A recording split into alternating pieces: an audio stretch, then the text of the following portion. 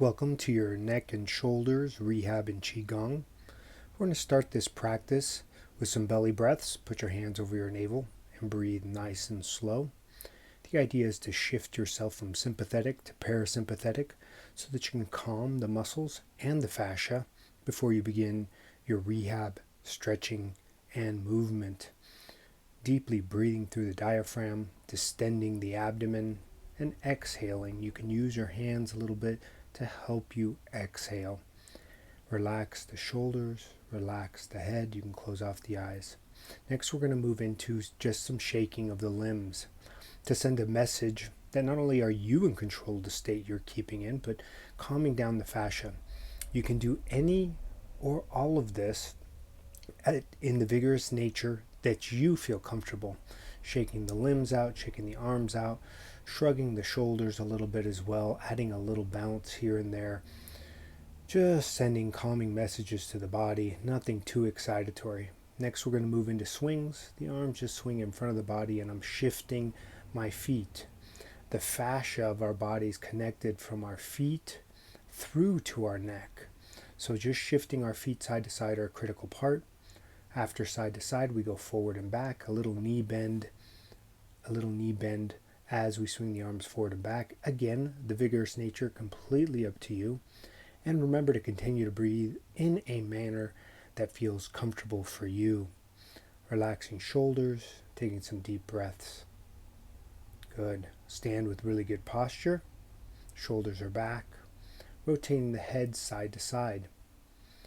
Just trying to take note of the tightnesses that you might feel in the neck and shoulders, but moving the head and neck in patterns that we just don't do that often. Shoulders are depressed, scap are pulled down the back, left and right, and now up and down. Now, if you have any compression at the top of the motion, cue in on posture and cue in on the range of motion. Start off staying out of range of motion that causes any discomfort. So if looking up too high causes discomfort, just limit the range of motion. With this video, you can do it multiple times. So by the second time around, it might help, it might be better. From here, I'm showing a couple different postures for chin retractions. I like to keep my hands behind my hips, but if your shoulders are really tight, they can be placed on the waist like you showed here. We're going to do 20 repetitions. I'm trying to do my best to show you really aligning the cervical spine. Now, we're not dipping the chin and looking down. What we're doing, we're trying to keep our chin up.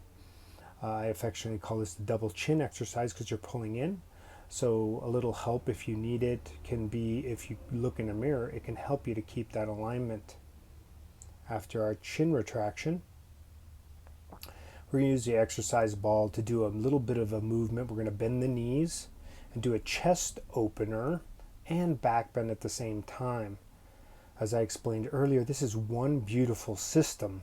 So relaxing the hips, relaxing the thoracic spine, and relaxing through the pecs and pec minor all together can create a beautiful relaxation through muscles that can affect the alignment of your neck and shoulders. It's one beautiful unit, so we have to deal with the unit.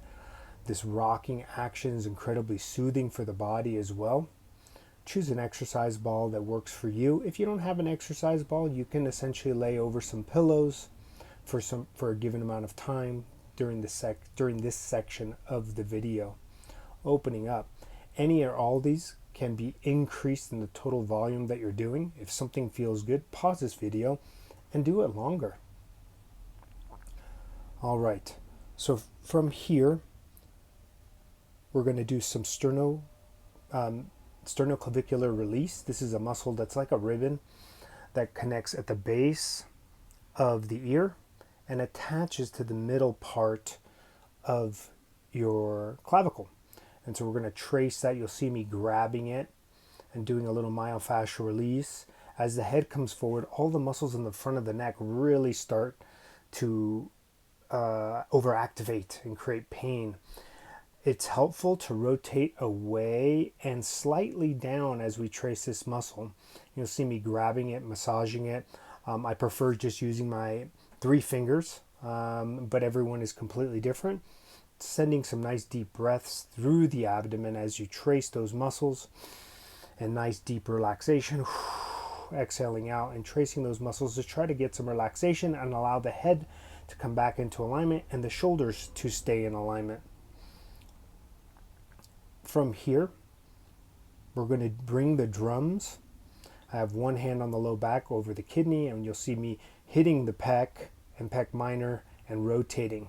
The footwork is critical with this classic ringing the drums of life Qigong move. Again, the vigorous nature, you can choose. If it feels good to hit the chest a little bit harder, great. I'm using a closed fist here. You can use the tips of the fingers. You can gently touch, and you can rotate through the body what the body allows. This allows us to send a calm message to the pec major, pec minor, allows those shoulders to come back and stay in alignment. Lastly, we're going to inhale in, exhale out, pull the shoulder blades together. Real critical that you're not flexing extremely hard with the shoulder blades. We're just bringing them together and activating the mid traps and rhomboids. Chest out, shoulders down.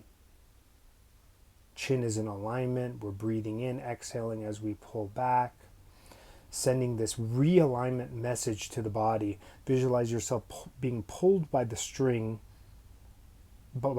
from your skull so that you're standing up nice and tall as we finish this rotation and movement. I'm keeping my hands relatively open and relaxed for this motion. And lastly, we send the calming cues to the body and doing some belly breaths for the end. Again, with this video, you can do it multiple times. You can spend some time doing a particular movement that really feels good, or you can start it back at the beginning and do it again for a little bit more relaxation.